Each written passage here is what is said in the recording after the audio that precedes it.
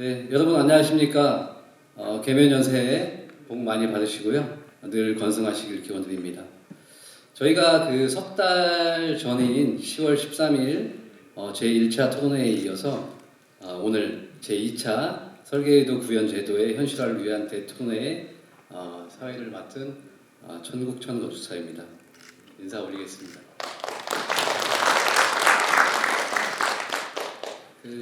지난번에도 말씀드렸지만 저희 그 건축계 소통위원회에 저는 또 그 부위원장을 맡고 있습니다.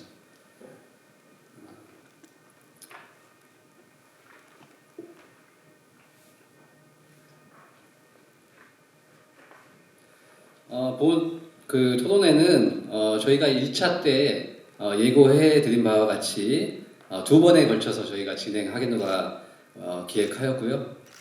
또 시기상 부득이 또 해를 넘겨서 이렇게 바쁘신 1월에 송구하게 이렇게 진행하게 된 것을 좀 널리 양해 부탁드리고요. 사실 또 저희 그 소통위원회 또 임기도 있고 해가지고 좀 빠르게 좀 진행을 하려고 했었는데 좀 이렇게 시간이 불가피하게 이렇게 해를 넘겨서 진행을 하게 되었습니다. 오늘 2차 토론회를 통해서 미약하나마 저희가 이제 소기의 결론을 이끌어내기를 희망을 하고 있습니다. 자, 그럼 건축계 소통위원회 김시현 위원장님의 개회로 토론회를 시작하도록 하겠습니다. 김시현 위원장님 단상으로 모시겠습니다.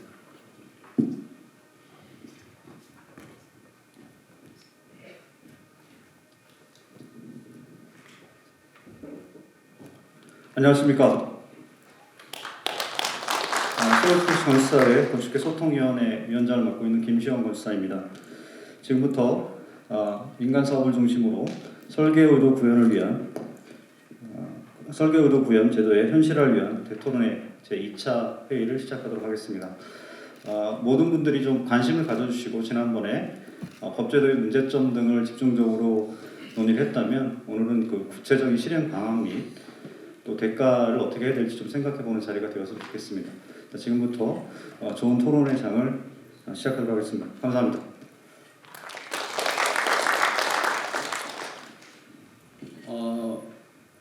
혹시 1차 때 오셨던 분 계시면 손 한번 들어주시겠어요?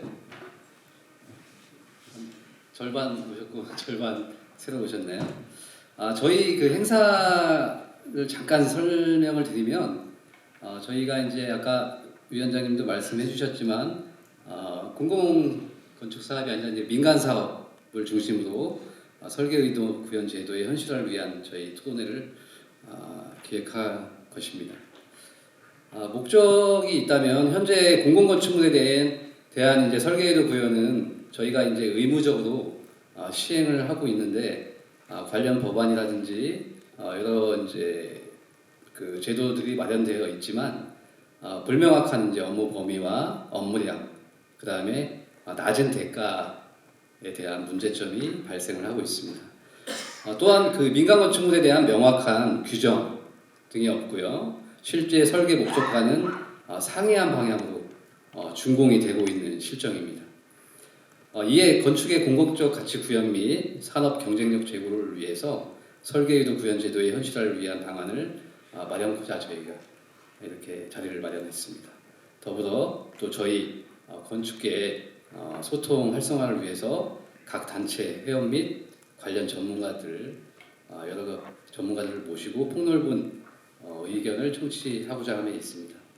오늘 그 제2차 토론회는 크게 이제 1차 토론회의 결과 발표가 있겠고요.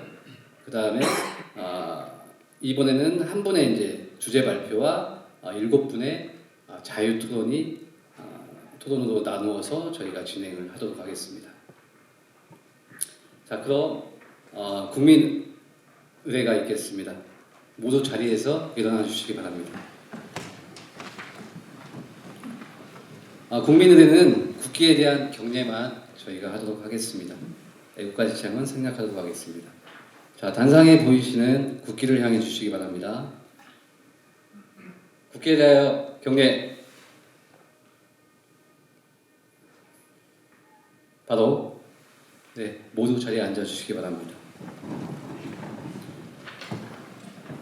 다음은 바쁘신데도 불구하고 오늘 토론의 성공적인 개최와 의의를 더해주기 위해서 참석해주신 참석자 및 내빈을 소개하도록 하겠습니다.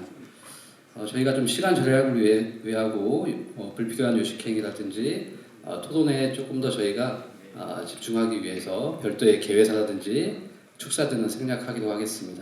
양해 부탁드리고요.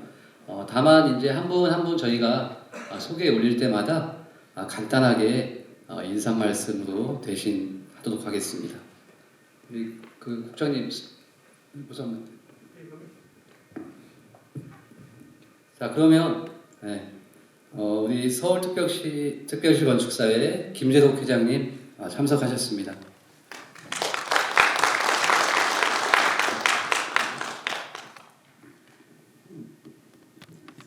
반갑습니다. 서울특별시 건축사 회장 김재록입니다. 먼저 새해 복 많이 받으십시오. 오늘 또 개묘년 새해 또 서울 역사박물관에서 우리 개최되는 설계의도 구현제도의 현실화에 따른 대토론회 오늘 또 작년과 같이 좋은 성과 많은 관심 기대합니다. 오늘 특히 주제 발표를 해주신 우리 남정민 교수님 정말 고맙습니다. 그리고 우리 김시원 위원장님 준비하느라 항상 고생하셨고 박현진 건축사, 그다음에 우리 백민석 건축사님, 그다음에 양금보 건축사님, 서영주 교수님 정말 고맙습니다. 끝으로 우리 이광원 교수님 또 귀한 걸음 해주시네요. 감사드립니다. 원래 서울시에도 제가 이제 건축기획과장을 오라고 했는데 시간이 너무 촉박해서 오늘이 심의랍니다. 그 심의 빠지고는 오기가 힘든다 그래서 행정적인 거 자기가 오늘 토론회에 나오면은 저보고 발췌해서 좀 알려주면은 최대한 반영하도록 하겠다고 말씀은 하셨습니다. 한 달 전에 정도의 그 과정들은 부탁을 해야 되는데 한 열흘 넘어가고 하니까 쉽지 않더라고요. 하여튼 오늘 또 많은 관심을 갖고 토론에 임해 주시길 바랍니다. 참석해 주셔서 감사드립니다. 감사합니다. 네, 고맙습니다. 자, 그럼 이제 본격적으로 결과 및 주제 발표에 들어가도록 하겠습니다. 아까 그리고 먼저 성인석 건축사님께서 지난 1차 토론회에 대한 결과 발표가 있겠습니다. 안녕하세요. 서울특별시 건축사회 건축계 소통위원회에서 활동하고 있는 성인석이라고 합니다. 만나뵙게 돼서 반갑습니다. 오늘 저희가 말씀드릴 설문조사 결과는 지난 가을 1차 설계의도 구현제도의 현실화를 위한 대토론회에서 설문조사 77명에게 받은 자료와 23년 1월에 온라인 설문조사로 진행된 125명, 그래서 합계 202명의 회원들이 응답한 데이터를 기반으로 작성을 해보았습니다. 설문조사는 민간 사업을 중심으로 회원들의 설계의도 구현제도의 수행 경험과 수행 과정에서의 문제점, 현실화를 위한 개선 방향 등이 무엇인지 회원들의 니즈를 파악하기 위한 자료로 사용하고자 조사되었으며 건축법 및 건축서비스산업진흥법에 명시된 설계의도 구현 업무에 설계자의 참여 부분을 고지한 후 설문조사를 진행하였습니다. 설문조사지에는 회원들의 성별, 연령, 업력, 사무실 규모에 대한 조사와 함께 민간사업에서 설계의도 구현 수행 경험에 대하여 회원들이 어떠한 경험을 가지고 있는지, 현실적으로 어떻게 업무를 진행하여 왔고 필요한 것은 어떠한 것이 있는지 18개 항목에 대해서 설문조사를 진행하였습니다. 우리 202명의 회원들이 보내주신 설문조사에 대한 결과를 하나씩 말씀드리도록 하겠습니다. 설문조사에 응하신 회원들의 성별은 남성이 약 85%, 여성이 약 13%를 보였고요. 연령대는 50대가 약 46%로 가장 많았습니다. 40대에서 60대까지 확장하면 약 90%로 대다수를 차지한다고 볼 수 있습니다. 설문조사에 응하신 회원들의 건축사 사무소 운영 기간은 20년 이상이 24%로 가장 많았고 10년 단위로 끊어보면 10년 이하 건축사 사무소 운영 기간을 가지신 비율이 약 44%로 가장 높다고 보여집니다. 또한 설문조사에 응하신 회원들의 건축사 사무소 규모는 5인 미만 사업장으로 보면 약 76%로 많았고요. 10인 미만 사업장까지 포함하면 93%를 차지합니다.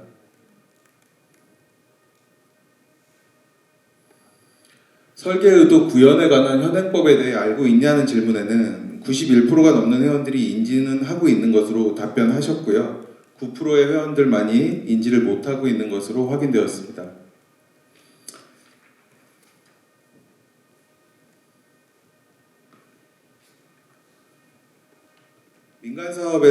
민간사업에서 설계 의도 구현 업무를 수행해 본 경험이 있는가라는 질문에 60%의 회원이 수행 경험이 없다라고 답변을 해주셨고 40% 정도는 수행 경험이 있다라는 답변을 해주셨습니다. 그 수행 경험이 약 40%가 있다라는 답변 중에 설계 의도 구현 업무를 어떤 형태의 업무 계약으로 진행했는지에 대한 질문에는 설계 의도 구현 업무를 별도의 계약으로 진행한 비율이 약 52% 정도였고 그 다음으로 설계 계약, 공사 감리 계약, 디자인 감리 계약으로 대처해 진행하셨다는 의견 순으로 조사되었습니다. 이 데이터를 종합해 보면 전체 조사 회원 중 약 20% 정도만이 설계 의도 구현 계약을 통해 업무를 진행하셨고 나머지 20%의 회원들은 감리, 설계 용역, 설계 용역 등으로 설계 의도 구현 업무를 진행한 것으로 확인이 되었습니다. 민간 사업에서 설계 의도 구현 업무를 수행한 경험이 몇 건입니까? 라는 질문에 수행 경험이 없는 역시 한 60% 정도가 0건으로 조사가 되었고요. 10건 이상은 3%로 설계 의도 구현 업무가 아직 제도적이나 현실적으로 정착이 안 되어 있는 것으로 확인이 되었습니다. 민간 사업에서 건축주는 설계 의도 구현 업무에 대해 알고 계셨습니까? 라는 질문에 건축주가 모르고 있었다는 의견이 약 40%로 가장 많았으며 알고 있다, 모르고 있다라는 이분법적 구분으로 보면 약 85%의 인원이 모르고 있다라고 답변을 하시고 계시는 상황이었습니다. 대부분의 건축주가 이 설계 의도 구현 업무에 대한 인지가 안 되고 있어 보입니다.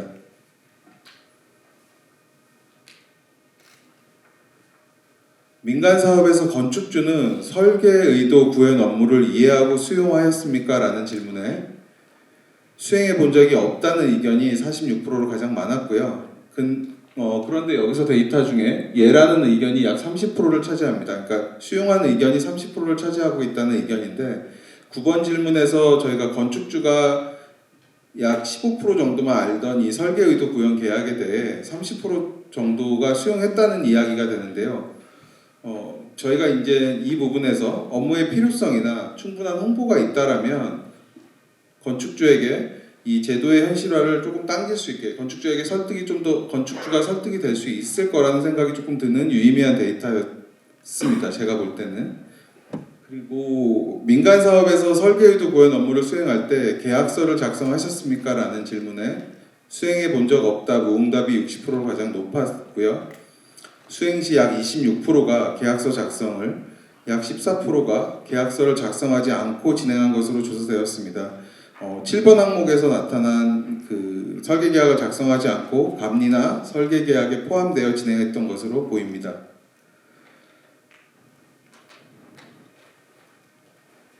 민간 사업에서 설계 의도 구현 업무 수행 시 계약서 양식을 직접 작성하셨습니까? 라는 질문에 계약서를 회원들이 직접 작성하였다는 의견이 약 30%였고 민간 사업에서 설계 의도 구현 업무 수행 계약서 작성 시 용이하였습니까? 라는 질문에는 그 작성에 어려움이 있다는 의견이 약 29%였습니다. 수행해 본 적 없다라는 의견을 제외하고 생각하면 과반 이상의 회원들이 양식 없는 계약 양식을 직접 작성하였었고 그 계약서 작성 시 어려움이 있다고 판단되는 데이터입니다.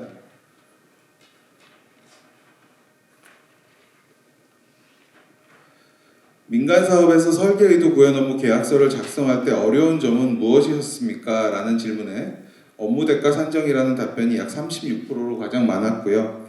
업무 대가 지급, 업무 수행 필요성, 업무 내용의 이해가 그 뒤를 이었습니다. 현재 저희 서울시 건축사에서도 설계 의도 구현 업무에 대한 계약서 양식을 만들고 있고 이미 배포가 됐다라고 알고 있습니다. 어쨌든 계속적인 저희의 참여와 그리고 보완을 통해 통일된 계약서가 시급한 상황으로 읽히는 상황입니다. 민간 사업에서 설계 의도 구현 업무를 수행하기 위해 필요한 것은 무엇입니까? 라는 질문에 관련 지침 법제화가 필요하다는 의견이 34%로 가장 많았고요. 착공 시 계약서 허가권자 제출이 30%, 국민적 안내와 홍보가 21%, 대한건축사협회를 통한 건축사 고지가 13%로 그 뒤를 이었습니다.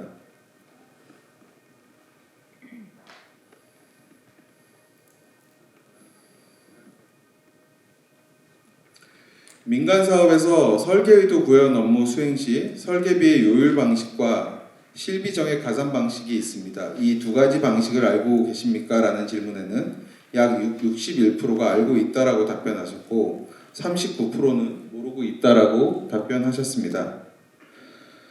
민간 사업에서 설계 의도 구현 업무 수행 시 적정한 대가는 설계비 요율 몇 프로가 적정하다고 생각하십니까? 라는 질문에는 18에서 22%가 가장 적정하다고는 의견이 가장 많았고 그러나 요율들을 보시면 33% 이하로 비슷한 규모로 고루 분포되어 있는 것을 보실 수 있습니다.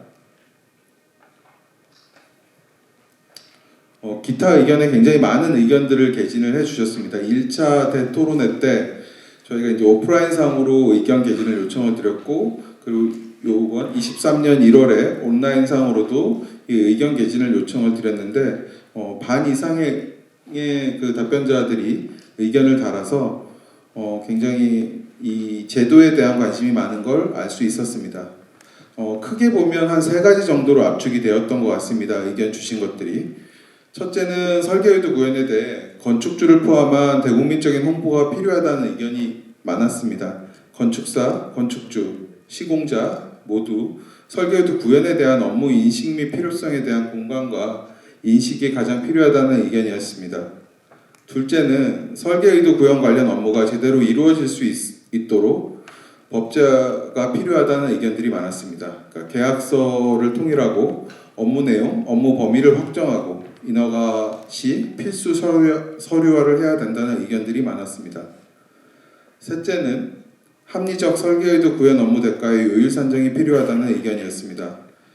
민간 사업에서 건축 설계비의 경우 설계비가 낮은 상황이다 보니 공공건축에서처럼 설계비의 8% 요율 반영 시 설계 의도 구현 업무 대가가 현저히 떨어지는 문제점들이 있다라고 판단을 하셔서 공사비를 기준으로 적정 요율을 적용을 하거나 혹은 실비정액 가산 방식을 적용하는 것이 좋겠다라는 의견들이 있었습니다. 이상으로 조사를 통해 드러나듯 설계 의도 구현 업무의 명확한 기준이 아직 우리 회원들에게 정립되어 있지 않고 이를 제도 안으로 끌어들이기 위해서는 법적이고 구체적인 업무 기준을 조속히 꾸려야 할 것으로 보이는 부분이었습니다. 이상으로 이 설계 의도 구현에 대한 그 설문조사에 대한 결과를 마치고 제가 드는 생각 간단하게 말씀 하나 드리고 끝내겠습니다. 설계 의도 구현이라는 것은 저작권을 가지는 건축사가 당연히 가지고 있어야 되는 업무라고 생각합니다. 건축주, 시공자, 그리고 개발업자 등에 의해 설계 의도를 부정당하고 설계권의 침해를 받는 부분이 도시의 공공성과 건축의 공동성이 침해를 받는 부분으로까지 확대되고 있다고 생각되어집니다. 우리가 지키려는 것은 건축사 개인의 욕망이 아니고 도시와 건축의 공공성, 공동성에 대한 부분으로 설계 의도 구현이라는 제도를 보다 현실적으로 합리적으로 정비를 하는 것이 곧 건축의 공공성과 공동성을 보다 확보할 수 있는 제도라고 생각하게 되었습니다. 이를 보다 빨리 정착하게 만드는 것은 우리 많은 회원님들께서 참여와 관심이 이를 더욱 가속시킬 수 있을 것이라고 생각이 들고요. 이런 생각이 근본 조사를 통해서 저 자신을 다시 한번 생각하게 되었습니다. 이상 설문조사 결과 발표를 마무리하면서요. 조사 토론회 개최를 위해 1년 동안 수고해주신 우리 청국천 위원님, 김수 위원님, 소속 위원님들의 노고에 깊은 감사를 드리고요. 저는 서울특별시 건축사회 건축계 소통위원회 성인석이었습니다. 감사합니다. 네, 수고하셨습니다. 저희 이제 1차 때 열띤 토론 내용과 그 다음에 질의응답 내용들 그리고 2회에 걸친 설문조사 의견을 거쳐서 몇 가지 시사점을 이렇게 도출해 주셨습니다. 설계유도 구현제도의 홍보, 그 다음에 제대로 작동될 수 있는 법제화가 필요하다. 그 다음에 현실적인 업무 대가가 필요하다라는 의견이 있으셨습니다. 그 다음에 이제 마지막 의견들에 이제 우리 참석해주신 건축사님들께서도 많이 공감되는 내용일 거라고 생각이 드는데요. 말씀해주셨듯이 많은 참여와 관심이 필요하겠습니다. 네, 다음으로는 우리 남정민 교수님께서 설계유도 구현의 국외 사례 실태를 연구 내용 중심으로 주제 발표를 해주시겠습니다. 네, 마스크를 벗어야 좀 소리가 잘 들릴 것 같아서 양해를 부탁드립니다. 그리고 방금 말씀하셨던 성인석 건축사님 말씀에 저도 많이 동감을 하고요. 그래서 설계유도 구현이 어떻게 보면 개인의 어떤 설계에 대한 욕망 표현이라기보다는 어떤 건축물이 가지고 있는 어떤 공공적인 성격, 그런 공공성을 확립하는 데 당연히 이제 건축사가 기여를 하고 그거를 지키는 어떤 일환으로 보고 저희들도 접근하면 좋겠다고 생각을 많이 했습니다. 그리고 잠깐 시작 전에 말씀드리면 이 연구 자체는 국외 사례 실태 조사를 바탕으로 해서 나름 국내에선 그럼 어느 정도 설계비를 산정하면 좋을지에 대한 어느 정도의 추정까지를 조금 정리를 해서 오늘 공유를 해드리고요. 어떻게 보면 결론을 내서 답이 있는 게 아니라 이 어떻게 같이 여기 계신 건축사님들과 공유를 해서 이런 연구를 해왔고 그다음 앞으로 이걸 바탕으로 어떤 식으로 더 이제 저희들이 후속적으로 이 제도를 정착할 수 있나에 대한 논의가 되는 어떤 자리였으면 좋겠습니다. 먼저 배경을 간단히 설명드리면 제가 조금 양이 많아서 30분 조금 넘을 수 있을 것 같긴 합니다. 포인터가 어느 거죠? 이건가요? 네, 네. 보시면 보시면 공공건축물 미리 말씀드리면 이제 지금 민간에 대한 얘기긴 한데 이 당시 연구는 이제 공공건축물 중심으로 먼저 제도를 정립을 하고 그것이 이제 민간에도 적용될 수 있는 것을 목표로 했어가지고요. 그래서 공공건축물 중심으로 좀 얘기가 되긴 합니다. 그래서 보신 것처럼 공공건축물 같은 경우에 이제 민간 건축물보다 통상적으로는 조금 어떤 시공이 완료됐을 때 완성도가 좀 떨어진다는 어떤 분위기가 있었고요. 그 원인으로 몇 가지가 있는데 일부만 조금 나열드리면 하나는 시공 단계에서 어떻게 보면 저희 국내 같은 경우는 상세 시공 도서나 그런 게 없는 상태에서 이제 공사비가 책정되고 공사가 계획되고 수행되는 경우가 많습니다. 그러다 보니까 시공 단계에서 설계 의도 자체가 어떻게 보면 시공 도면이 없는 상태로 이제 진행이 되는 거죠. 그래서 반영될 수 없는 어떤 기준이 없는 거고요. 같은 맥락인데 건축물은 이제 공산품이 아닙니다. 그러니까 조립식처럼 도면대로만 만들면 공장에서 제작을 해서 배포를 할 수 있는 그런 방식이 아니고 현장에서 다시 현장의 어떤 다양한 변수와 어떤 예기치 못한 상황들 그리고 긴 공기들을 감안하면서 현장에서의 어떤 필수적으로 어떤 변화들이 생깁니다. 그런 시공 단계의 어떤 변경에 대한 대응이 한계가 있게 되고요. 그리고 그 도서에 대해서 보통은 가장 많이 이해를 하고 있는 사람이 실제 설계자이긴 합니다. 그래서 설계자로서 어떤 포괄적인 이해를 바탕으로 공사 단계에 참여하는 어떤 역할이 필요합니다. 그 외에도 다양한 이유들이 있을 텐데요. 방금 언급드린 것들이 공공건축물 같은 경우에 전반적인 공사의 질이 하락되는 원인 중에 하나로 설계자가 공사 과정에 참여할 필요성이 있다고 보았습니다. 그걸 조금 이어서 말씀드리면 하나는 공사를 할 때 설계를 했지만 감리자는 제3자로 별도의 감리자나 어떤 공공기관의 감독관이 이제 지정이 됩니다.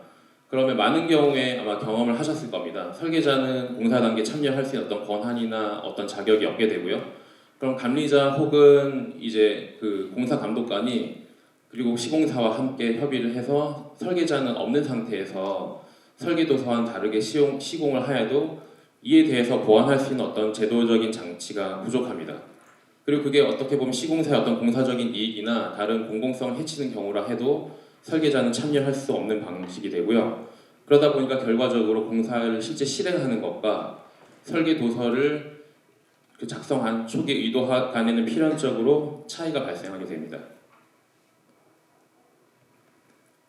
또 다른 거는 이제 상세 시공 도서가 없습니다. 아마 대부분 현장에서 실제로 공사를 하기 전에 아마 대부분 건축사님들이 경험하셨을 겁니다. 실시 도서를 만들었지만 그 실시 도서라는 게 이거 그대로 내가 법적으로 그다음 안전에 대한 시공성에 대한 걸 모든 것을 책임질 테니까 이 도면대로만 시공사가 지어라라고 하는 도면은 건축사 사무소의 도면이 아닙니다. 그러니까 건축사 사무소의 실시 도면은 재료와 상세함과 어떤 그 조합에 대한 의도는 담겨 있지만 있는 그대로 시공을 하기 위한 시공 도서는 아닙니다.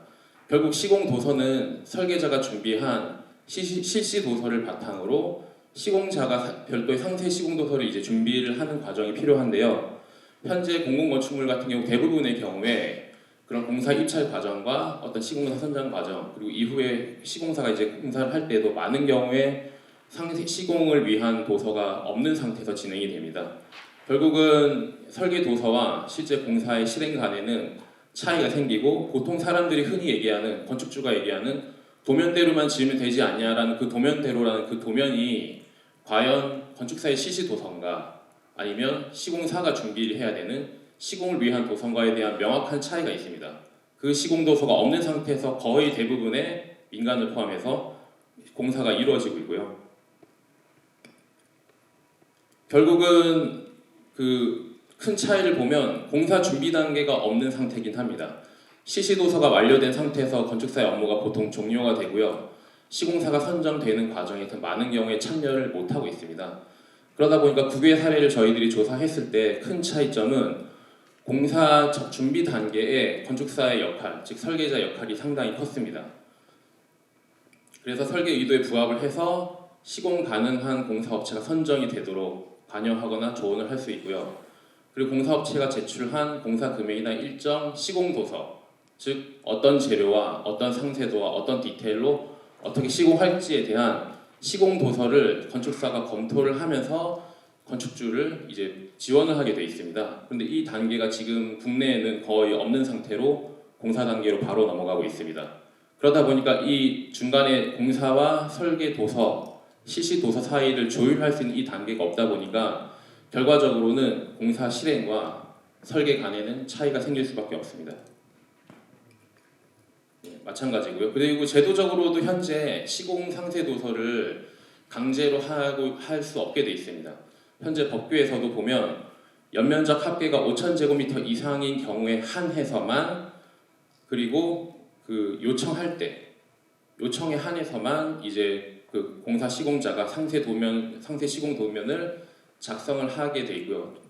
여기는 그 문자대로 그 상세 시공 도면을 작성하도록 요청할 수 있는 게 설계자의 권리는 아니고 공사 감리자의 권리인데요. 공사 감리자가 연면적이 5,000제곱미터 이상일 때만 요청할 수 있고 그렇지 않으면 요청을 하지 않아도 되고요. 그 다음에 5,000제곱미터보다 작으면 요청할 수 있는 권리도 없습니다. 그래서 많은 경우에 실제로 이런 과정이 없이 진행이 되고 있습니다. 그리고 앞서 말씀드린 대로 공산품과 건축물 공사의 차이인데요.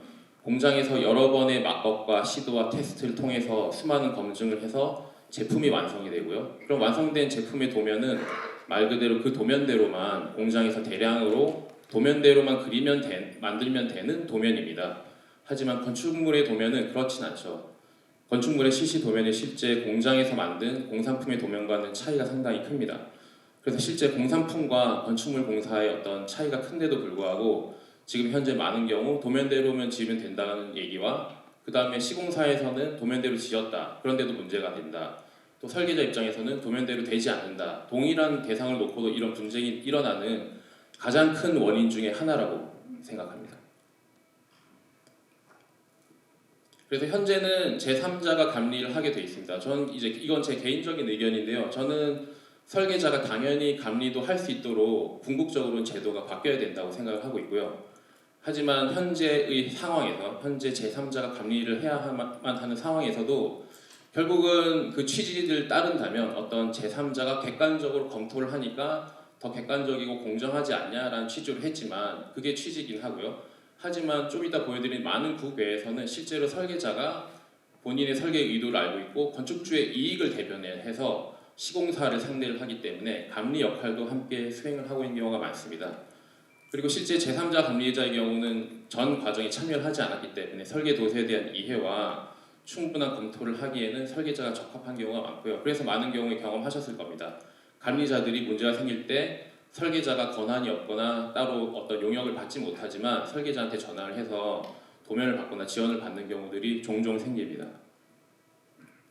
그래서 그런 어떤 감리자의 한계를 보완하기 위해서 설계자가 공사 단계에 참여하는 게 필요하다고 봤고요. 그래서 설계의도 구현이 적용이 됐는데 명칭은 현재 설계의도 구현이라고 이제 정리가 되어 있기 때문에 그 명칭을 따르도록 하겠습니다. 그래서 궁극적으로는 현재 제도 하에서는 감리자가 한 역할이 있다면 또 한쪽에서는 설계자가 설계의도 구현으로 참여할 수 있는 공사 단계에서 역할이 있다고 생각을 합니다. 그래서 이후에 조금 상세히 말씀을 드릴 건데요. 그래서 해당 건축물을 감리자가 법규 및 안전에 부합하는지 기술적으로 성능적 측면에서 충족하는지를 검토를 한다고 하면 이 부분에서 그 시행령도 자세히 보면 아시겠지만 디자인과 재료와 그런 상세함과 어떤 의도에 대해서는 많은 부분 구체적으로 업무 범위가 명시가 되어 있지 않습니다. 현재 감리자 업무에서는. 그래서 디자인과 설계 의도에 대한 판단 그리고 공사 과정에서 말씀드린 대로 도면대로 짓는 건물이 아니기 때문에 그 도면대로 지을 수 있는 어떤 중간 과정이 필요합니다. 그 과정에서 발생하는 수많은 판단과 변경 상황에 대한 어떤 결정들이 설계자로서의 참여가 필요합니다. 그리고 상호 보완적인 관계로 저희들이 한번 고민을 해볼 수 있을 거고요. 그리고 제 개인적으로는 추후에 뭔가 먼 미래에 설계자가 감리자의 역할도 하게 된다면 이렇게 합쳐서 설계자가 공사 단계에 참여할 수 있는 가능성도 있다고 봅니다. 국외 실태를 조금 말씀드리면요. 국외는 저희보다는 조금은 건축에 대한 역사가 길고 현대 건축에 한해서요. 정착이 되어 있는 국가들을 대상으로 했습니다. 그래서 프랑스, 영국, 미국, 독일, 일본을 대상으로 했고요. 그리고 각 국가별로 이제 실제 실무를 하셨던 이제 건축사님들이 같이 함께 이 보고서를 작성하면서 연구를 했습니다. 이제 공통점은 먼저 좀 크게 말씀드리면 기본적으로 국외 사례는 설계비라는 말이 따로 있지는 않습니다. 물론 설계비라고 말을 할 수도 있지만 전체적으로 건축사의 전체적인 업무로 이제 대가를 받는 경우도 상당히 많고요. 기본적으로 건축사의 기본 업무는 항상 이렇게 설계 업무로 끝나는 게 아니라 설계 업무와 공사 준비, 그러니까 공사 전 단계 준비 단계 그리고 공사 단계의 설계자로서의 업무를 항상 포함해서 이루어진다는 게 국외 이 세 개 국가, 5개 국가의 공통점이었습니다. 그래서 항상 공사가 완료돼서 최종 결과물로 건축물을 건축주가 받는 순간까지가 처음 설계 시작부터 건축사의 업무가 됩니다. 그래서 설계의도 구현할 때 국외 사례 정리를 할 때도요. 이제 원본은 이제 가져오지 않고 이제 거기서 발췌한 내용만 정리를 해서 같이 공유를 하고자 합니다. 그래서 좌측에 보시면 프로젝트 단계인데요. 이제 그 국가마다 다 다릅니다. 프랑스는 총 8단계에 걸쳐서 업무가 정의가 되어 있고요. 미국 같은 경우는 5단계, 영국은 4단계, 독일은 8단계고 일본은 약 3단계로 되어 있습니다. 한국은 3+1로 한 게 한국만 설계까지만 업무로 정의를 하고 있습니다. 현재. 그래서 한국은 계획 설계, 기본 설계, 실시 설계까지가 건축사 업무로 끝나게 되어 있고요. 보시면 모든 국가들이 프랑스 8단계인데 8단계가 보면 앞에 있는 요 3개는 계획, 기본, 실시는 이제 국내 사실 미리 말씀드리면 번역을 한 거기 때문에 계획 설계는 아닙니다. 그러니까 프랑스 언어, 미국 언어, 영국어, 독일어, 일본어로 돼 있는 건데 굳이 국내와 비교하자면 여기에 해당돼서 이제 한글로 이렇게 번역이 돼 있는 거고요. 그래서 프랑스 같은 경우는 계획, 기본, 최종 기본 설계, 실시 설계로 이제 설계가 끝나고 4단계의 설계 업무가 있고 다시 또 4단계에 걸쳐서 공사 단계 업무가 있습니다. 그러면 공사 단계는 공사 전 단계 입찰을 준비를 하고 그래서 시공자 선정을 돕고 검토를 하고 그리고 시공자는 시공 도면을 제출을 합니다. 그러면 시공 도면을 보고 시공 도면에 대해서 건축사가 승인을 하죠. 이 시공 도면이 이 건축사가 그린 실시 설계 도서의 의도대로 되었다 하고 승인을 해주고 공사 단계에서는 관리를 하고요. 품격이라고 지금은 건축법유의 어떤 명칭을 따왔습니다. 품격을 관리를 하고 준공 단계까지 보조를 해줍니다. 그리고 미국 같은 경우도 계획, 기본, 실시, 설계로 국내 이 세 가지 틀은 제가 이해하기로 미국에서 가지고 있는 이 세 가지 틀에서 따온 걸로 알고 있습니다. 그래서 미국을 따라서 국내도 SD, DD, CD로 이렇게 3단계로 구분을 하고 있고요. 차이점은 미국 같은 경우 기본적으로 건축사의 업무는 5단계로 되어 있습니다. 그래서 실시 설계가 끝난 다음에 입찰 및 협상, 즉 공사 전 단계 업무를 건축사의 기본 업무로 수행을 하고요. 그리고 공사 단계에서도 업무를 수행하는데 편의상 그 직역을 해서 시공행정이라고 했습니다. 그래서 감리라는 업무는 어떻게 보면 국내에서 이제 일제 시대를 거치면서 정착한 업무고요. 그래서 국외에서는 따로 뭐 감리라는 단어를 사실 쓰고 있지는 않습니다. 국가마다 조금씩 다른 명칭을 쓰고 있어서 미국의 경우는 시공행정으로 했습니다. 그리고 참고로 뭔가 감리가 제대로 법규에 따라 돼 있는지, 구조적으로 문제가 없는지, 방화에 대한 규정을 지켰는지, 안전에 대한 규정을 지켰는지, 혹은 시스템들이 법적 기준을 완수하고 안전했는지 같은 그런 범위는 별도로 이제 영어로는 인스펙션이라고 해서 따로 이걸 뭐 감리 혹은 검침이라고 할 수도 있을 것 같은데 인스펙션을 따로 하게 돼 있습니다. 근데 주로 이거는 공공에서 진행을 합니다. 이제 민간에서 그 건축물의 안정성을 민간이 할 수는 없는 거죠. 공공에서 하는데 다만 공공에서 행정하시는 분이 그 전문성이 없을 때는 공공에서 전문가에게 위탁을 합니다. 즉 전문 건축사에게 위탁을 해서 그 건축사가 법적으로 혹은 소방이나 화재, 안전, 기능상으로 품질이 있어서 뭐 단열이 있어서 문제가 없는지 구조적으로 문제가 없는지를 검사를 합니다. 그건 이제 주로 대부분 공공의 역할로 이제 되어 있습니다.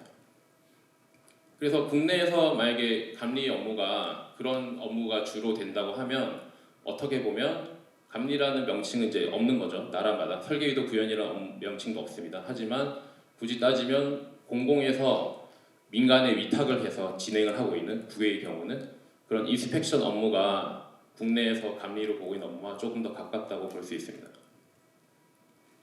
독일도 뭐 하나하나 너무 자세하게 하기는 조금 길어서 약간 건너뛰면요. 독일도 8단계로 이렇게 되어 있고요. 그 다음에 일본 같은 경우가 이제 조금 말씀드리려고 하는데요. 일본이 설계 의도 전달이라는 업무가 있습니다. 일본에서. 그리고 실제로 일본에서 설계의도 전달은 이 표는 저희가 이 표대로 정리를 한 건데 실제로 실시 설계 업무의 일부로 설계자가 경우에 따라서는 이제 2019년에 새로 제정된 건데요. 그 당시 기준 그 전에 제정됐는데 그 당시 기준의 문구를 따르면 설계자가 감리자를 못하는 경우가 있습니다. 혹은 현장에 참여를 못하는 경우도 있습니다. 이제 건축주가 선택을 안 한 거죠. 건축주가 나는 설계는 이 사람한테 맡겼지만 공사 단계 업무는 B라는 건축사에게 맡기겠다라고 건축주가 결정을 하는 순간에는 그때는 A가 설계를 했지만 공사 단계 업무는 B가 수행을 하게 되고요. 다만 공사 단계 업무를 B가 하지만 그 사람은 이 설계를 하신 분이 아닌 거죠. 그래서 시공회사와 B라는 공사 단계 업무를 하는 건축사에게 설계를 했던 설계자 A가 설계 의도를 전달하는 과정이 있습니다. 그래서 설계 의도 전달이라는 업무를 새로 만들었고요. 국내는 그래서 새로 이제 도입을 하고 있는 단계입니다. 그래서 국외 사례를 보면 이제 강제로 공사 단계 업무를 실제로 이제 못 하고 있는 거는 사실 국내밖에 없기는 합니다. 그리고 어떤 인스펙션에 해당된 역할은 공공에서 직접 하거나 왜냐하면 건축사들도 공공에서 일을 할 수 있는 거죠. 공공 민관 그 기관에서요. 혹은 공공에서 건축사에게 이제 위탁을 해서 진행을 하고 있고요. 그래서 미국 사례만 조금 간단히 정리해서 말씀드리면요. 조금 세부적인 거는 건너뛰면 미국 사례는 이제 굳이 따지면 CA라고 해서 Construction Administration이라고 해서 뭐 직역을 하면 시공행정입니다. 그래서 시공행정 업무를 보시는 것처럼 공사 단계에서 이렇게 입찰 이후에 진행을 하게 되고요. 그래서 시공행정에서 가장 큰 역할은 이제 뭐 명칭이 애매해서 원어를 그대로 썼습니다. 서미터를 검토하는 건데요. 서미터이 뭐냐면 시공자가 본인이 어떻게 시공할 건지 제안하는 어떤 문서와 샘플입니다. 막업을 포함하고요. 그래서 서미터 안에는 어떤 재료를 할 건지, 제품의 어떤 내용, 그 다음에 제품의 양과 위치, 어디에 그 재료들을 설치할 건지, 예를 들면 구조체나 외벽이나 내벽 창호 등등등 뭐 가구를 포함해서 그런 제품들의 어떤 양과 위치, 그 다음에 샘플에 대한 막어, 그리고 상세 도서를 포함합니다. 그래서 그거에 대해서 리뷰를 하게 되는 게 이제 시공 행정 단계 업무고요. 그 외에도 밑에 보신 것처럼 추가적인 다른 업무들이 쭉 있습니다. 뭐 간단히 조금 더 설명드리면 뭐 그 공사 전과 공사 중간에 설계도 도서에 이제 명시되지 않은 사항들도 질문도 하고 어떤 변화에 대한 것들에 대해서 설계병이 필요한 경우에 이제 작업을 하게 되고요. 그다음에 공사 진행 사항을 확인 후에 이제 건축주한테 이만큼 공사가 끝났으니까 이만큼 공사를 지급해도 된다 하는 것들이 이제 건축주 입장에서 일을 하면서 이제 발행을 하게 됩니다. 그리고 사이트에도 현장에도 계속 지속적으로 매주 혹은 2주마다 한 번씩 나가면서 하는데 이때 명칭은 뭐 영어로는 사이트 옵저베이션이라고 합니다. 그러니까 인스펙션은 아닙니다. 그래서 미국 같은 경우는 인스펙션 같은 경우는 시에서 그 번역을 이걸 어떻게 하냐에 따라 다른데 뭐 감리라고 편의상 번역을 하자면 인스펙션 감리가 필요한 경우에는 시에서 명시를 해서 구조, 뭐 리바가는 어떤지, 철근은 어떤지, 콘크리트는 어떤지, 강도 용접, 방화 피난 장애인 등등등 요 전반적인 안전과 법규에 대한 사항들은 설계를 한 건축사가 아니라 시에서 건축사에게 일임을 하거나 시에 있는 건축사가 직접 나가서 검토를 하고 건축물에 대한 인허가나 공사 과정에 대한 허가를 내려줍니다. 그리고 다른 한 가지 점은 국내 같은 경우는 CM이 있으면 감리를 안 하게 되잖아요. 그러니까 예를 들면 그렇게 돼 있긴 한데 혹은 건축사가 참여를 못하고 그 CM이 모든 공사 단계 업무를 하게 되는데 미국 같은 경우는 같이 공존합니다. 그래서 건축사는 여전히 컨스트럭션 어드미니스트레이션으로 시공 행정을 합니다.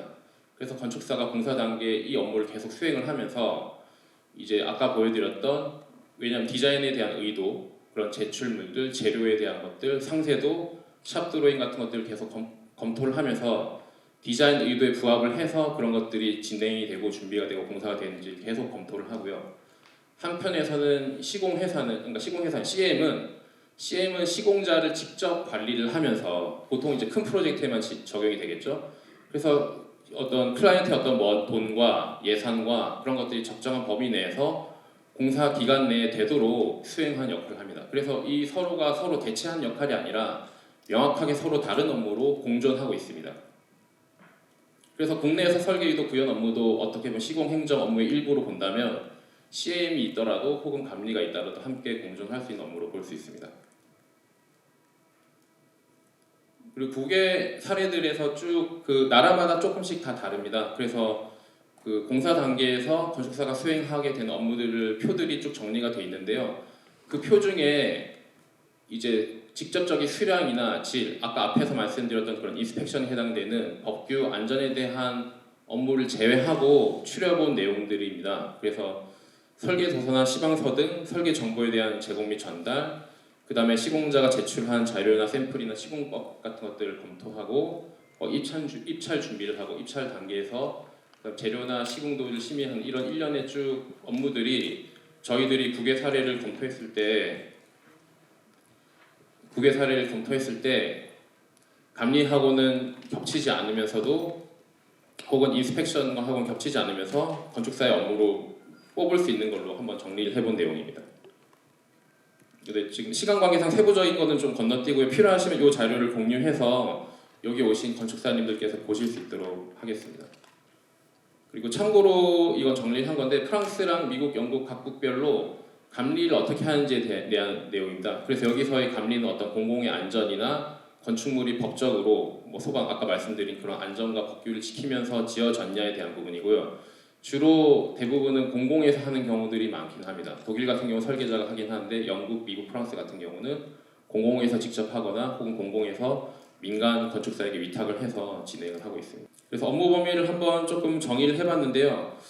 그 설계도 구현 업무 관련해서 기존 법규에 대해서 조금 어떤 한계점을 먼저 짚어가면서 논의를 해야 이 제도가 정착이 될 수 있을 걸로 봐서 먼저 현재 건축서비스산업진흥법에서 제시한 업무를 조금 말씀드리려고 합니다. 현재 여기서는 이제 실제 설계 의도 구현이라고 명칭은 하고 있지만 설계 의도를 전달하는 정도의 되게 소극적인 업무로 되어 있긴 합니다. 그리고 실제로 이전에 이제 수행됐던 이제 완성된 연구는 아우리에서 이제 건축도시공간연구소에서 이제 했던 2015년 연구인데요. 이게 중요한 이유가 이 연구에서 제시했던 어떤 금액들이 지금 현재 근거가 돼가지고 기준이 돼서 적용이 되는 사례들이 있기 때문에 언급을 드리는 건데요. 여기서도 마찬가지로 이 아우리에서 했던 설계유도 구현 표준 업무 및 대가 기준 마련을 했는데 그 마련을 할 당시에 자체적으로 따로 이렇게 정립을 하기보단 일본의 설계유도 전달 업무를 국내의 설계의도 구현 업무로 해석을 해서 일본의 설계의도 전달 업무에 맞게 정리를 했던 어떤 한계들이 있습니다. 그러다 보니까 앞서 보여드렸던 5개 국가에서 정의하고 있는 공사 단계 업무하고는 상당히 차이가 큽니다. 네, 현재 서비스 진흥법에서 이렇게 정의는 하고 있지만 실제로 그 업무는 명확하게 명시가 되어 있지 않고요.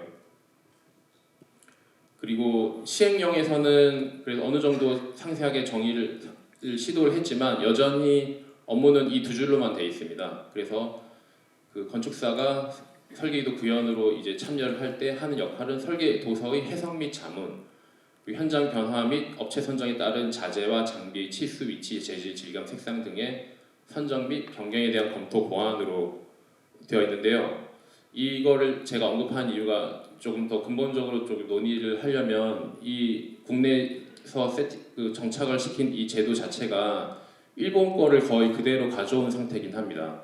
그래서 보시면 일본에서 국토교통성이 이제 국내의 어떤 그 국토부에 해당되는데요. 2019년에 고지한 내용인데 보시면 일본에서 설계이도 전달이라는 업무가 새로 생겼습니다. 이제 설계자가 공사 단계에 참여를 못할 경우에 감리자나 시공자에게 의도를 전달하기 위해서 설계 의도라는 걸 새로 만들었고요. 그때 내용이 이겁니다. 일본 걸 그대로 번역한 내용이 설계 의도를 정확히 전달하기 위한 질의응답 설명. 그래서 국내에서 그거랑 거의 똑같게 이렇게 정리를 했고요. 그리고 일본의 설계 의도 전달이 공사 재료 설비 기기 등의 선정에 관한 설계 의도의 관점에서 검토 조언 등인데 마찬가지로 국내에서도 문구만 조금 다르지 근본적으로 거의 동일한 내용입니다. 그래서 국내 현재 정의된 내용은 일본의 설계 의도 전달과 거의 동일한 업무로 보시면 됩니다. 그래서 과연 그게 설계 의도 정말로 설계 의도 건축사가 할 설계 의도 구현 업무의 전부가 이건가에 대한 논의도 필요하다고 보고요. 그렇다면 일본에서 이렇게 정의한 내용을 국내에서 그대로 쓸 것인가 아니면 국내는 국내 나름대로 다른 국외 사례들과 함께 보고 통합적으로 적용을 해야 되나 그거에 대한 질문이 있습니다.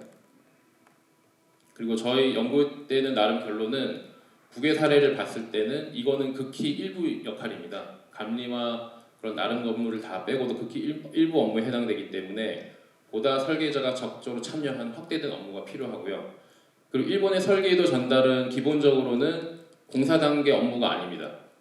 공사가 시작되기 전에 시공자에게 전달을 하는 게 설계의도의 역할이고요.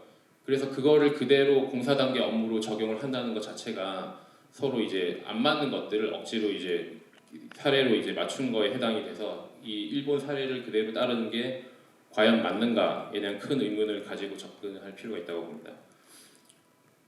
그 약 5년 정도에 걸쳐서 이제 수행된 건축물에 대해서 이제 조금 조사를 했었었는데요.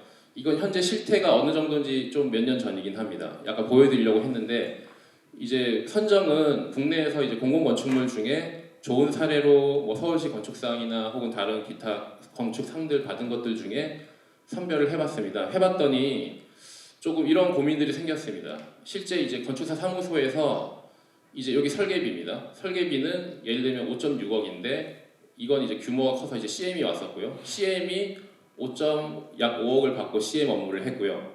그리고 설계자는 실제로는 10일마다 한 번씩 영주로 내려갔습니다. 10일마다 한 번씩. 하지만 실제로 받은 돈은 이제 그 수의계약 범위 내에서 그냥 임의로 하다 보니까 2천만 원이 안 되는 돈을 했고요. 그냥 2천만 원이 안 되는 돈을 받고 1년 반 동안 10일에 한 번씩 내려간 거죠.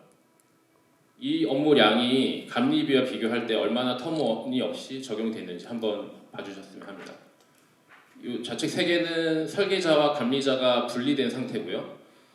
혹은 그리고 전부 다 CM이 있는 프로젝트입니다. CM과 설계자가 분리되어 있는 프로젝트인데 그럼에도 불구하고 설계자가 이제 그 단체를 설득을 해서 내가 설계 단계에 참여를 하고 싶으니 하게 해달라. 대신 이런 수의계약 범위 내에서 이제 계약을 한 사례입니다. 여기 3,700만 원이 나온 이유는 두 번을 했기 때문에 수의계약 끊어서 두 번 해서 3,700만 원이고요. 보시면 설계비가 4억 5천인데 감리비가 3억 3천이고 이분은 이제 2주마다 한 번씩 내려가면서 이제 2천만 원을 받고 일을 했고 실제 이 일이 필요하다는 거죠. 그러니까 CM이 해줄 수 없는 일이기 때문에 결국 설계자가 답답해서 내려간 겁니다. 그리고 서울도시건축박물관 같은 경우도 설계비는 11억 5천, 그 다음에 감리비는 훨씬 더 많습니다. 13억 7억으로 해서 CM 회사에서 엄청난 돈을 이제 가져가서 진행을 했는데 그럼에도 현장에서 건축사가 설계자가 해야 되는 역할이 있기 때문에 이제 4일마다 한 번씩 왔더라고요. 4일마다 한 번씩 거의 일주일에 두 번씩 현장에 나가면서 이제 약 3,700만 원 돈을 받고 이제 작업을 한 거죠. 그리고 어떤 경우는 돈을 안 받고 그냥 내려가서 일을 했습니다. 현장에 이제 설계자는 2.2억을 받고 감리자는 CM에서 예를 들면 여기는 CM을 보면 5억을 받았는데 이렇게 일을 하면서 설계자가 돈을 안 받고 그냥 나간 거죠. 이제 10일에 한 번씩 혹은 2주에 한 번씩. 그래서 이런 그다음 마지막은 규모가 작기 때문에 분리가 안 되었던 상태여서 그 당시에 그래서 설계자가 감리자 역할을 같이 감리비를 받고 수행했던 사례입니다. 그래서 이걸 보시면 실제로 어느 정도 완성도 있는 건축물이 구현이 될 때 시공 단계에서 설계자를 빼고가 아니라 설계자가 함께 참여했을 때 훨씬 더 좋은 완성도 있는 건축물이 나오는 걸 알 수 있고요. 그리고 CM이 혹은 감리라는 업무가 있다 하더라도 여전히 설계자가 해야 되는 역할이 있는 것을 보실 수 있습니다. 그 역할에 대한 가치는 사실 밑에 있는 돈이 아니라 여기 있는 방문 횟수로 이제 판단을 해주셔야 될 것 같고요. 그래서 현재는 일부 극화된 프로젝트 하나지만 이제 이런 여건이 안 될 경우는 안 나가시겠죠. 이제 안 나가고 그냥 CC 설계까지 하고 넘기고 다른 프로젝트 넘어가고 그 사이에 뭐 CM과 시공사가 뭔가 건축물을 완성을 하면 뭔가 도면과는 다른, 의도와는 다른 혹은 뭔가 품질이 떨어진 건축물로 시공되는 경우가 많습니다. 그래서 그걸 막 보완하기 위해서 어떤 건축물의 어떤 공익성을 위해서 이제 설계자가 자비를 추가적으로 지출하면서 이제 가는 상황이 생겼고요. 그래서 정리를 해보면 아까 앞에서 보여드렸던 표인데 국외 사례에서 이제 5개 나라를 좀 추려본 겁니다. 추렸을 때 설계자가 하는 업무들은 이렇습니다. 그중에 이제 감리에 해당되는 건 다 뺀 거고요. 이렇게 오른쪽에 업무가 있고 좌측이 현재 건축서비스산업진흥법에서 일본의 설계 유도 전달을 바탕으로 정의한 설계 업무입니다. 그래서 이 두 개는 현재 아주 큰 차이가 있는 상태이긴 합니다.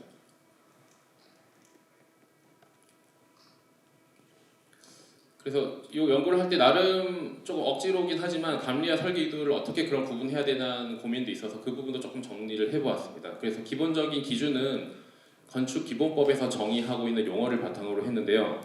감리 같은 경우는 구조물이나 혹은 건축물의 전체적인 구성이 있어서 안전, 강도 혹은 용접이 제대로 된지 방화, 피난, 장인, 설비 등 전반적으로 안전과 그 다음에 어떤 법규에 준하게 법규를 지키면서 건축물이 완성되는지를 보는 걸 감리 업무로 본다면 건축물의 감리 업무는 보다 품질, 즉 안전, 보건, 기능, 쾌적함, 자원 절약과 재활용 등과 같은 그런 성능에 대한 객관적 성능에 대한 게 품질이라고 정의가 되어 있는데요. 건축기본법에서 그게 감리 업무라고 하면 설계 의도 구현 업무는 주변 환경과의 관계, 규모, 형태, 구조, 재료, 시공 수준 등을 통해서 그 목적과 지역의 정체성을 창출할 수 있는 적절성을 이제 품격이라고 건축기본법에서 정의를 하고 있습니다. 그렇다면 감리 업무와 설계 의도 구현의 업무는 품질과 품격이라는 두 가지 기준을 가지고 나눌 수 있다고 생각을 했습니다.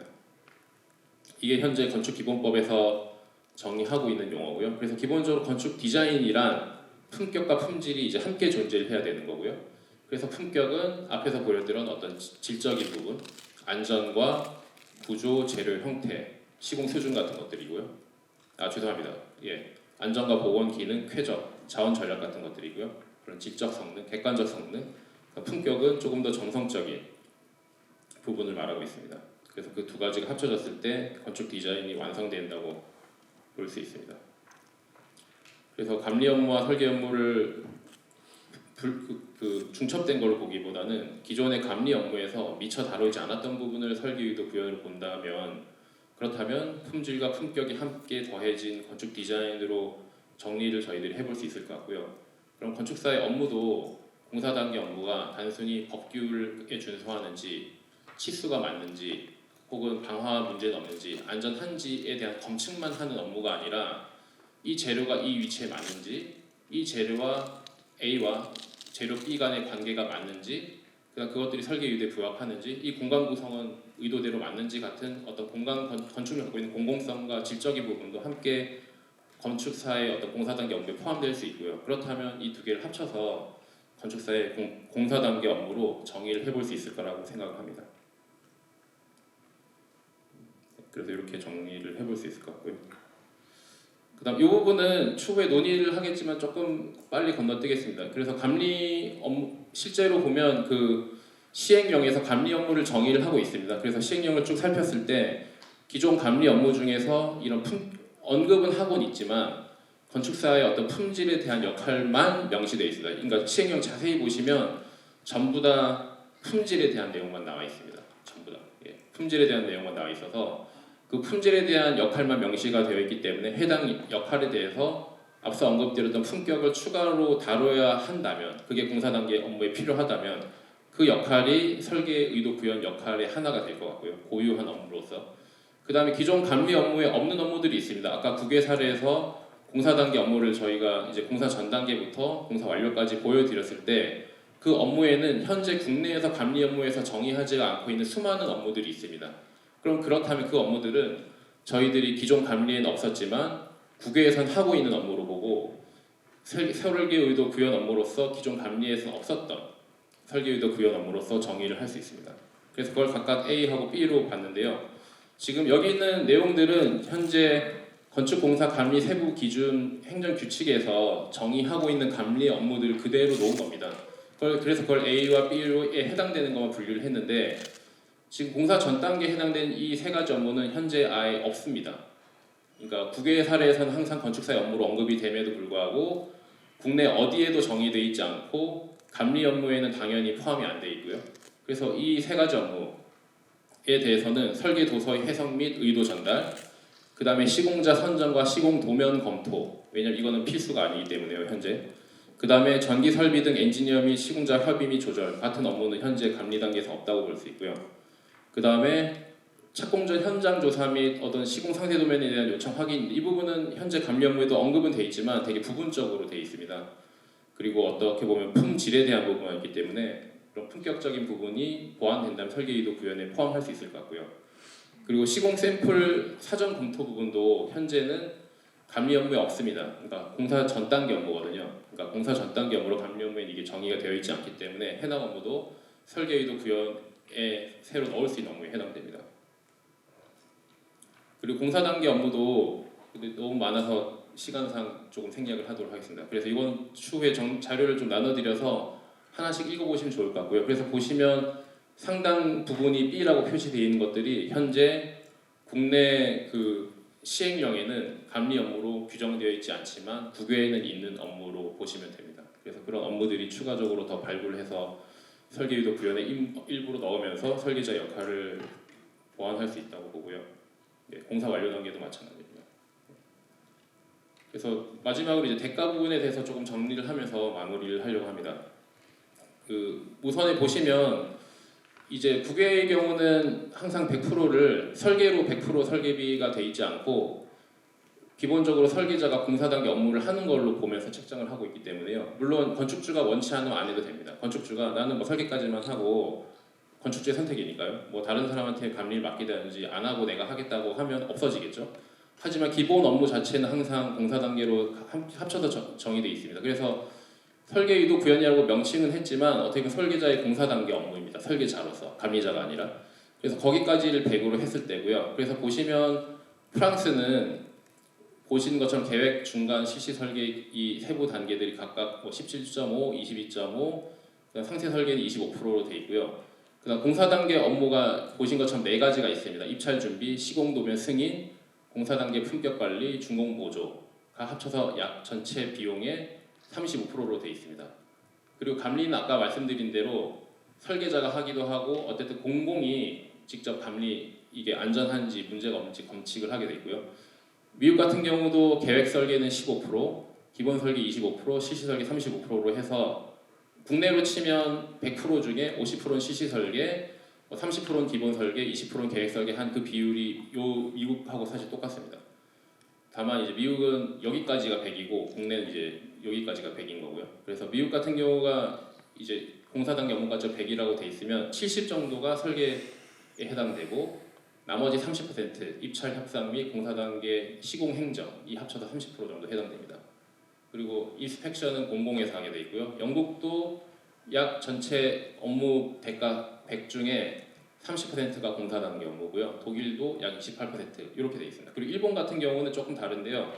100% 중에 이제 기본 실시 설계에서 약 80% 역할을 하고 그 다음에 나머지 업무에서 약 20% 정도에 해당되는 역할이 이제 굳이 따지면 설계이도 구현에 해당되는 업무로 이제 보고 있습니다. 근데 이렇게 한 이유는 나라마다 조금씩 정의하고 있는 업무 범위가 다른데 일본에서는 감리라는 명칭을 쓰는 것 같고요. 그리고 그 감리 업무 중에 상당 부분은 실제로 국외 서양 사례를 봤을 때는 이런 인스펙션에 해당되는 내용이 있다고 하면 또 나머지 상당수 업무는 인스펙션에 대한 프랑스, 미국, 영국, 독일과 비교했을 때 공사 단계 어떤 설계자의 어떤 설계 의도 구현에 대한 업무가 있습니다. 그래서 설계 의도 구현에 대한 업무만 발췌를 해서 여기 비율로 넣었습니다. 그렇게 했을 때 20%고 그때도 이제 설계 의도 전달인데 약 11%인데 이제 국내는 지금 100으로 봤을 때 어떻게 보면 여기는 없습니다. 여기는 지금 빵원으로 되어 있고 이제 계획 중간 실시 설계가 각각 20, 30, 50으로 되어 있습니다. 다만 여기 이 표는 지금 아우리에서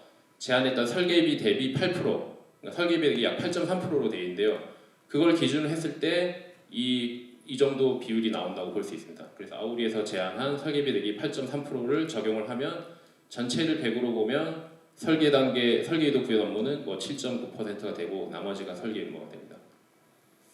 그래서 현재 아우리에서 제안한 내용이 뭐 현실적으로는 국외 사례와 비교해서 너무 낮게 책정이 되어 있다고 볼 수 있고요.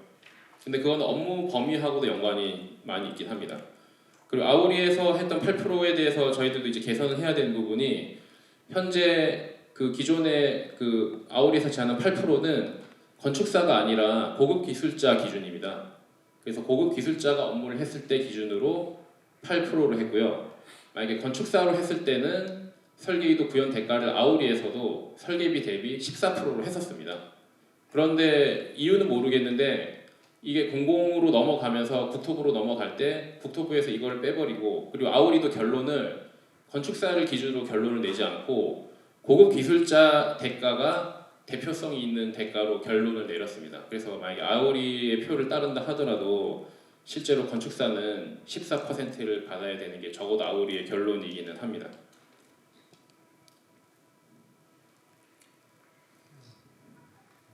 네, 그래서 실제로는 이 차이가 상당히 이제 많이 나고 있고요.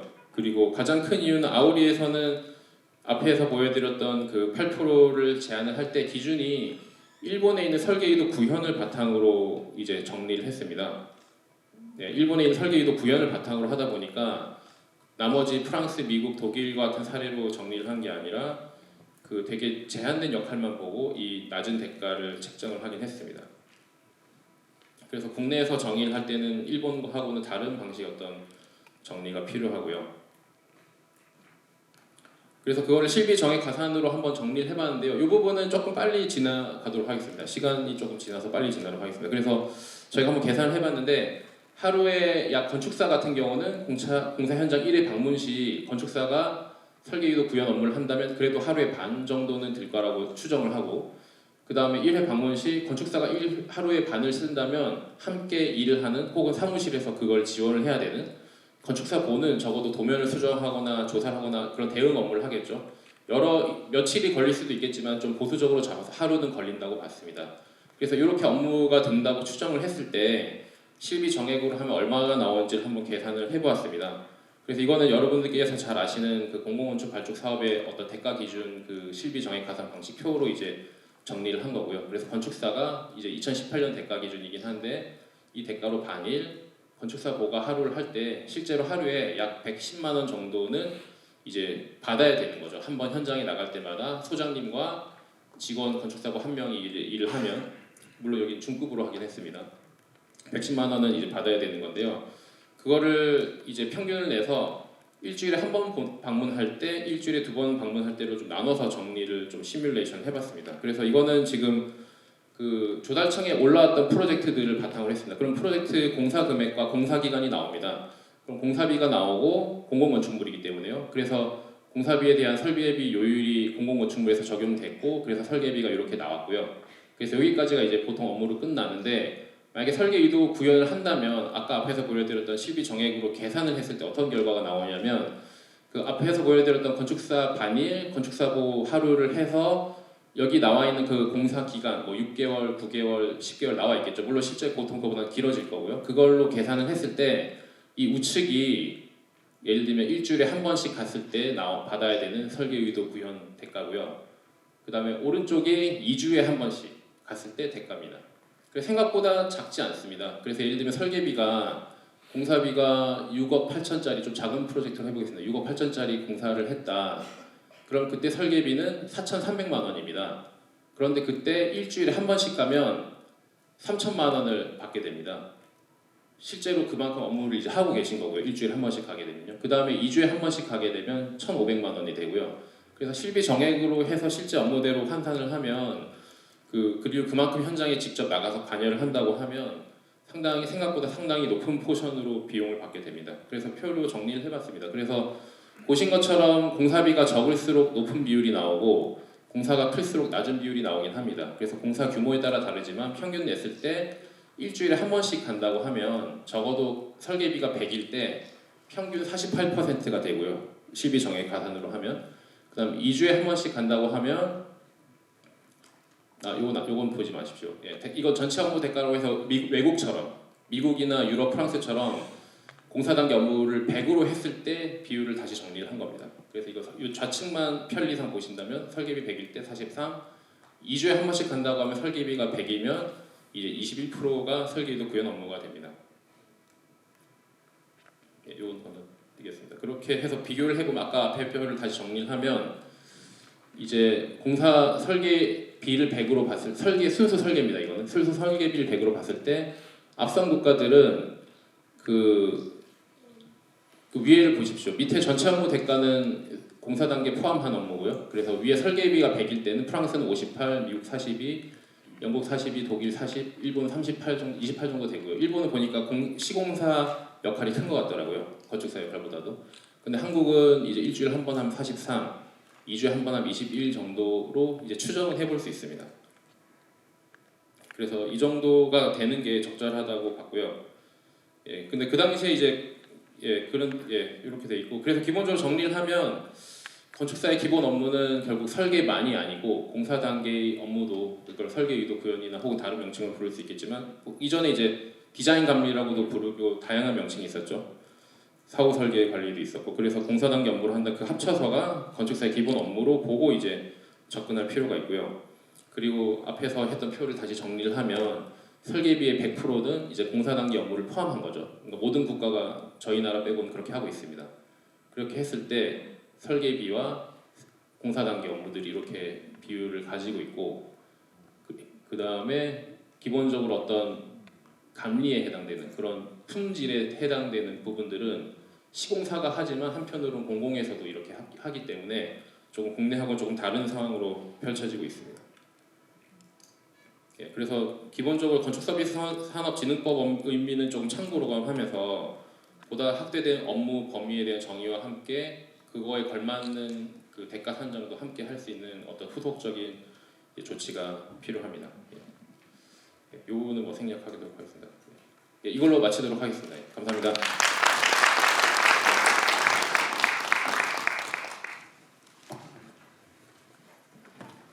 네, 두 분으로부터 결과하고 주제 발표 잘 들었습니다. 그 업무에 바쁘신 와중에도 오늘 토론을 위해서 열과 성을 다해서 준비해 주셔서 대단히 감사드립니다. 다시 한번 우리 성인섭 건축사님하고 남정민 교수님께 큰 박수 부탁드리겠습니다. 네, 시간이 좀 많이 흘렀습니다. 잠시 그 토론에 자리만 좀 정돈 할 시간만 잠시 좀 갖겠습니다. 10분 정도 휴식 타임이 있는데요. 잠깐만 이렇게 바깥으로 쐬시고 금방 좀 들어와 주시면 감사하겠습니다.